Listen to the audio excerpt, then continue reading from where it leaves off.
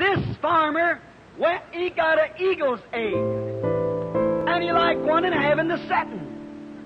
So he put the eagle's egg under the hen. And when that hatched out, it was the funniest looking little thing to all those little chickens. Why, he couldn't understand what they were chirping about. He spoke in a different language. He didn't know what them chickens was talking about.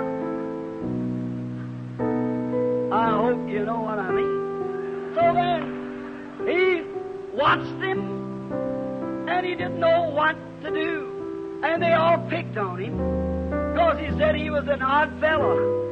He perhaps was. But he was an eagle to begin with. They could stretch their little wings and flop around, and he'd look at them, and they were all the way they were.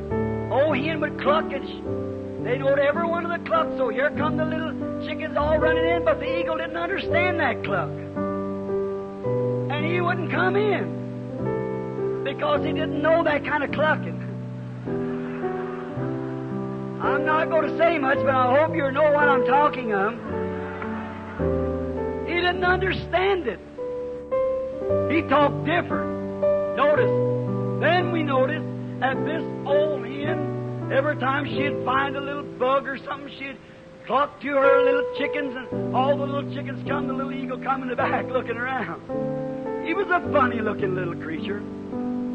But you know, one day she happened to be out in the barnyard feeding, and the old mother eagle happened to fly by.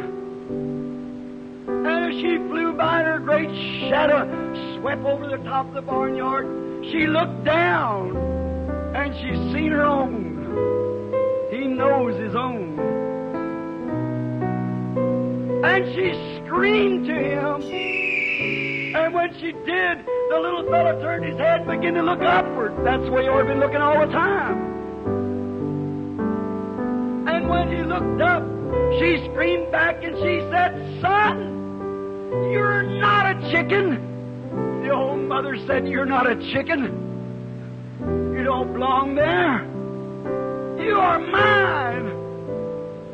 And he wondered what he could do. That's what he wanted.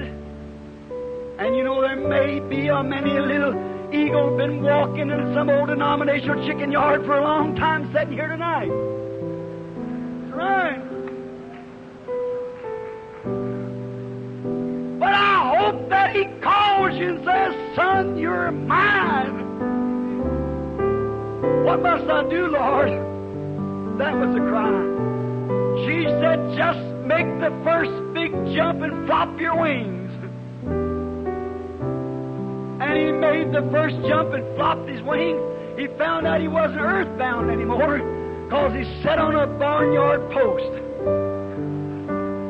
right in the center of a Pentecostal organization. His mother said, "Son, you've got to come higher than that, or I can't get you." Said, "Just give another jump, and I'll bear you up on my wings."